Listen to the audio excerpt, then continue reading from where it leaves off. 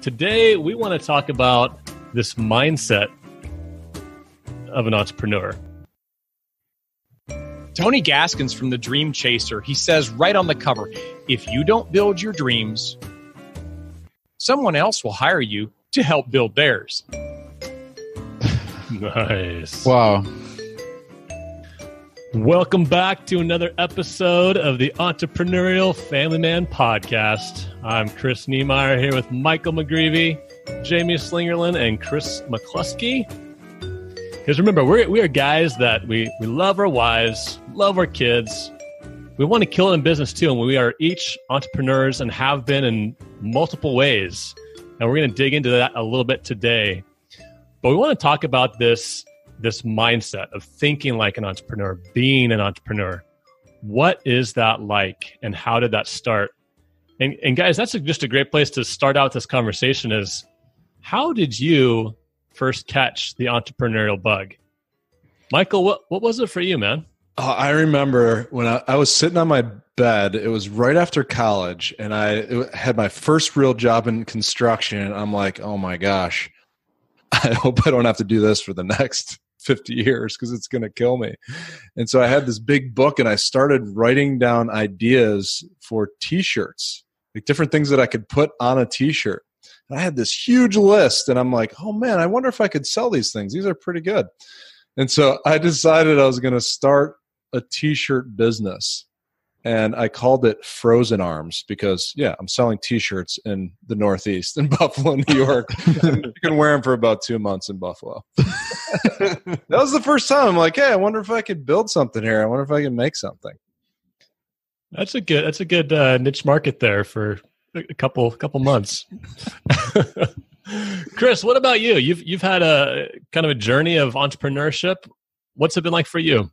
Definitely wasn't raised in it, though. Raised with the employee mindset, and I was probably a junior in college. So living off campus and had a roommate, and I had a vehicle, and the two of us started heading down to Cincinnati, Ohio. We were at Oxford, Ohio, Miami University, and there was a fad on campus at the time. A lot of guys and even many of the girls were wearing trench coats. Long, like a man's either winter one or, like a raincoat kind of a thing, but the thing you would normally put over top of a suit coat. For whatever reason, that was one of the new fashion trends. It was at the same time that people were also suddenly wearing boxer shorts as if those were appropriate to wear outside as regular shorts. Okay, so it's a college type fad. But we were seeing it happen, and we started going in my car down to Cincinnati and going to the Salvation Army and Goodwill and all the different consignment shops and picking up these trench coats for $3 to $5 a piece. I think the most we ever paid for one was $15. And we would bring them back and just have them in our room there off campus. And we would make up a little flyer that had those little, cut off telephone numbers on the bottom of it and stick them around the different bulletin boards around campus that we had trench coats in this price range, $25 to $85. First, sir, give us a call. Every week we would go down. We would completely sell out of our inventory just like in a day, Instantly, we got people coming over, and they were just rotating through our room off campus, and we're making tons of money in cash, and then we just take the car back down again the next weekend. I was hooked at that point, 20 years of age. I'm going, this is very different from, washing dishes in the cafeteria or cleaning the guys' toilets in the dorm rooms. This is cool. The trench coat mafia. Love it. Thank you. Yes, that's where... You remind me of the story with Kramer and Jerry's dad. They went into business together selling trench coats on one of the I remember that. episodes. Yours Really? didn't get overcome by moths, though, did that? Oh, we picked good stuff. No, we picked good That's stuff. awesome. I love it. McCluskey, the fashionista.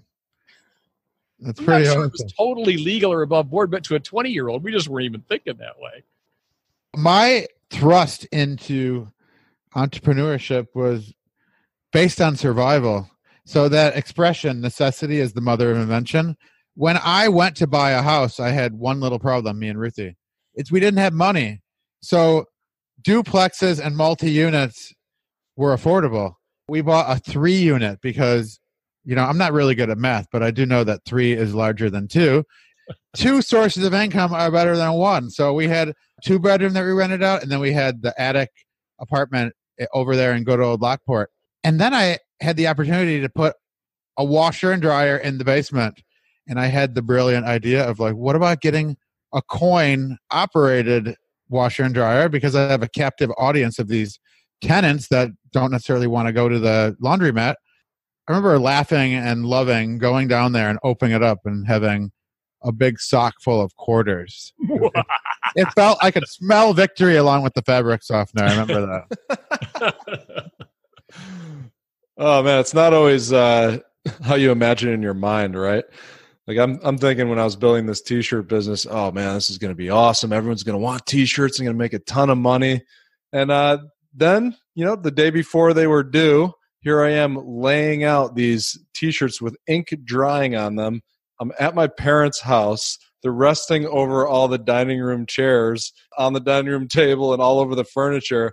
My parents walk down. I'm like, don't walk there. Don't touch those. Those are drying. All that. I walk away with just a couple nickels when it's all said and done. But I know sometimes in your mind you think it's just going to be this amazing thing, and it turns out quite a bit differently. So, Niemeyer, did you sell any trench coats or T-shirts or anything like that? I didn't do that, but I did start a landscaping business when I was in high school, and so I had a legit landscaping business that covered many houses and neighborhoods in our area.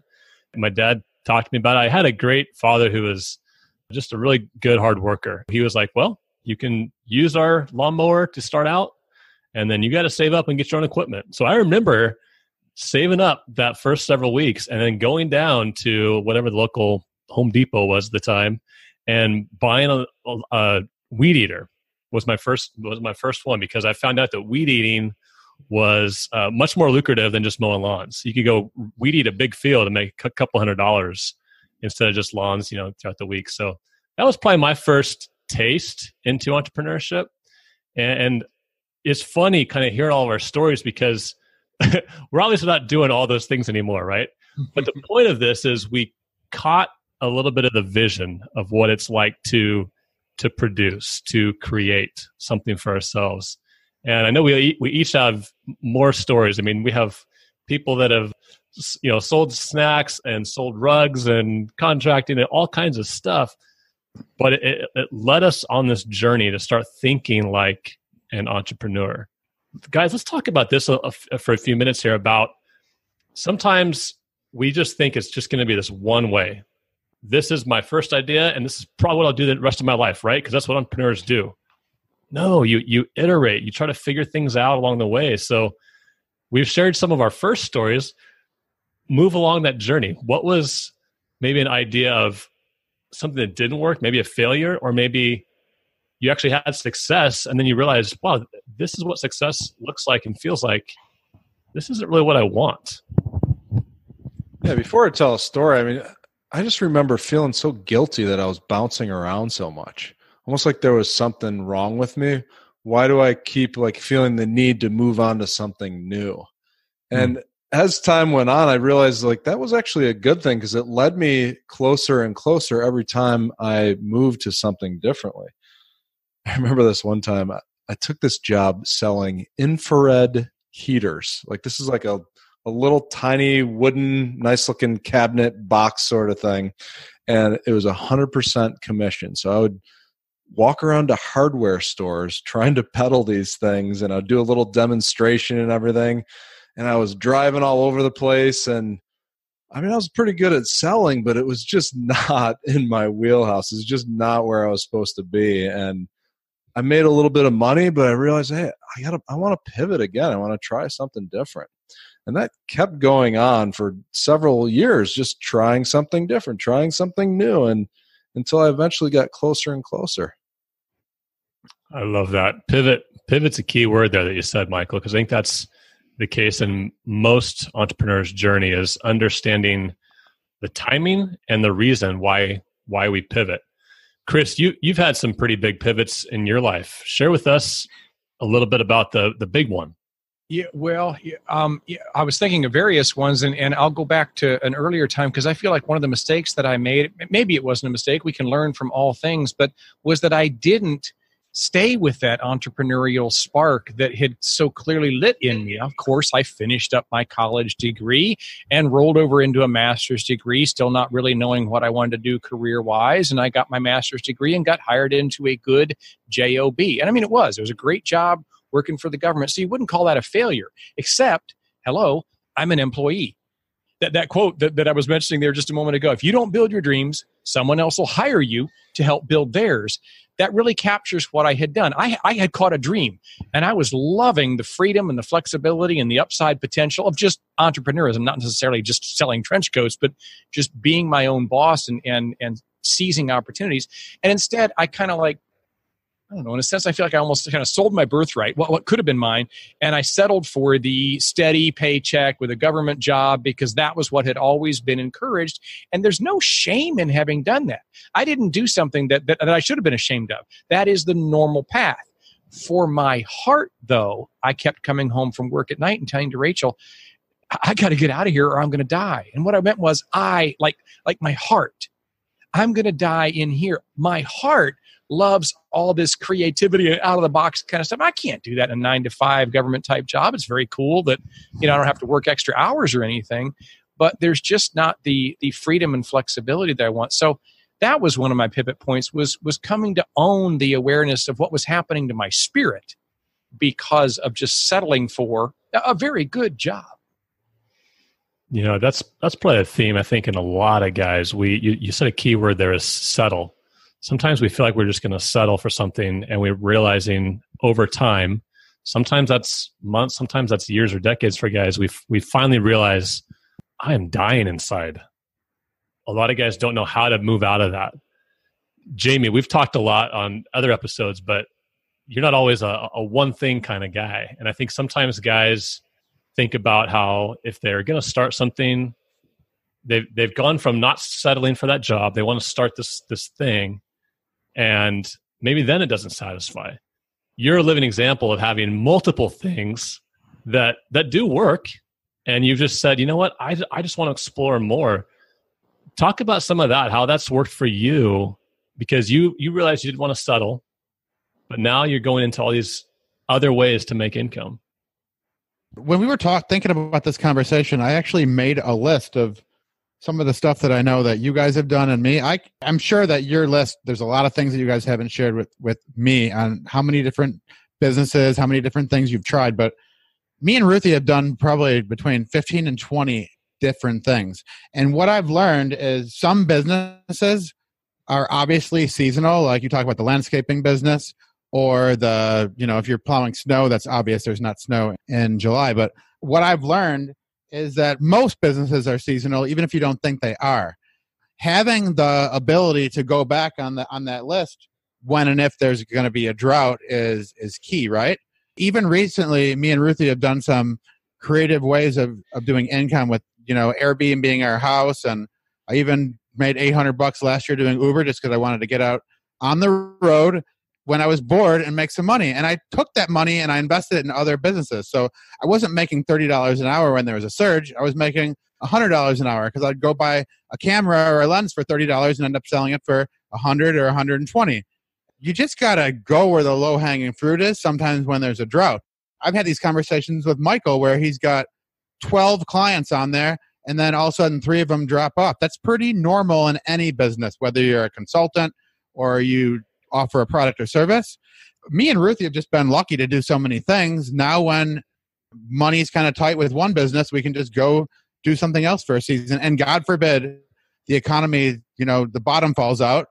We could make $60,000 to $80,000 on one idea that we have on our list because we knew how to do that back in the day, and we're better entrepreneurs than we used to.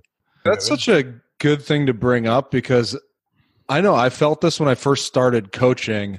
I had this mentality, okay, I'm never going back. I'm laying down my tool belt, and once I'm done with construction, I'm done, and I'm going all in with coaching.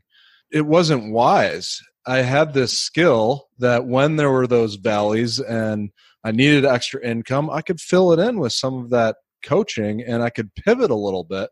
Sometimes there's some pride involved, or there's an obsession with being respected. I know men want to be respected. and I wanted to be as well, and I wanted to be seen as successful. If I had to go back to construction, then I'm almost saying, well, I couldn't make it work with what I'm doing. When really, if I would have gone back to construction, I was making it work because I was having a variety of things to go to. Because I love that point, Jamie. That's what it looks like to transition, to have a couple different things that weather the storms and help you fill in the gaps. Yeah, totally. Jamie, the only word even in what you said that I would challenge was when you said that you and Ruthie were lucky to be able to do that. I was that luck didn't have anything to do with that. You guys were taking an entrepreneurial mindset, which looks for opportunities. This is really the idea that, hey, I don't have to be a master of something. I can be a jack of all trades. I can have lots of different gigs, and if they're seasonal or if one just kind of peters out and doesn't produce anymore, or I lose interest in it or whatever, you just roll into other things. The world is full of endless opportunities. Luck doesn't really play into that or doesn't have to anyway. It's just, again, this mindset. You have a way of looking at life and self and going, oh, there's a number of possible things here that could produce money. Which ones do I want to try? I love that because we talked about starting this entrepreneurial mindset first. And this point number 2 where I'm really kind of moving into is being an entrepreneur, right? Jamie, what you just said earlier is you are being an entrepreneur because you're just seeing all these opportunities out there. And to Chris's point, it's not luck. It's just hard work. It's seeing opportunities and you're moving into those spaces. It's all a mindset thing. I'm sticking to the thing that I got lucky because I tried 25 different things and several of them worked. And so when you flip a coin 30 times, it's going to land on heads a bunch. Mark Cuban says that successful people get lucky because they just keep trying things over and over again, and some of the things stick. Anybody tries 16 different things, some of them are going to work out every time. You can have your word lucky, but I will just bring up probably one of a preeminent entrepreneur in our time is Richard Branson. He started 66 different companies that are all Virgin related. Many of them have failed. But he just decided, I'm going to try an opportunity. I see a gap. I'm going to try something. Okay, I've never had a Virgin Coca-Cola or driven in a Virgin car, but guess what? He started both of those companies. They didn't work out, but he just went with an idea, and that's just, again, because that's who he is now. And we are entrepreneurs. We have that in us to create, to see ideas. I guarantee you, we have this conversation 10 years from now, we're going to talk about all kinds of other new stuff that we had created or started or tried, and maybe some of it's going, maybe it's not. But iterating just breeds these ideas and seeing opportunities. Michael, I love your example of how you left construction, but now you're seeing that as a strength of yours too, and you're saying, "Wow, there's a passion that I still have for this that I can go and use this again while doing other things." Yeah, I think sometimes we put this unneeded pressure on ourselves. I know I did, of saying, well, this one thing that I'm picking or trying has to work. And if it doesn't work, then maybe I'm not cut out to be an entrepreneur. And I've just learned that it's not that cut and dry. I actually did an estimate for a job today because my neighbor across the street called me up and said, hey, can you build this thing for me? I'm like, okay. Make another couple $1,000 and I get to work outside. Maybe Gunnar can come join me. Heck yeah, I'll do that. I mean, but if I got stuck in this mindset of, no, I'm a professional coach now, I can't do that type of work. I'm above that or something. I already moved away from that. Well, what's that about? I mean, I actually do appreciate doing that kind of work, and it adds to the overall picture of supporting the life that I want to live. So yeah, I'm going to go for that. You got nothing to lose if you want to go and do that. I actually prefer it because I love working with my hands. I love doing manual labor, and I will make a couple $1,000s on that. It's like a no-brainer for me. What's really cool, Michael, is that you've got options. Because right now, for you to be able to have that coming into the Christmas season here, and you and Gunnar can go out there and he can doink around on the set with you, great. A different season, you might say, you know what, even though that's not beneath me, I'm not thinking that I've moved above that, but it's just not the right season. You could decline it. But you've got those options available to you. When our time and energy and focus is basically sold to someone else because they've hired us, we've become not their slave, but we're their servant. The best we can do is either say, I don't like this. Can I negotiate something different? Or we can quit. But they've got us. When you're an entrepreneur, you are able to make those decisions. Yes, I'll take that gig. No, I won't, but I could if it was right, if I wanted to. That's a huge piece of a way of being throughout all seasons of life that somebody who is in employment typically can't enjoy. You don't have that option. That's a great point. And you have that option if you're trying to launch a business and you feel like you've got to be making a certain amount of money in your side hustle.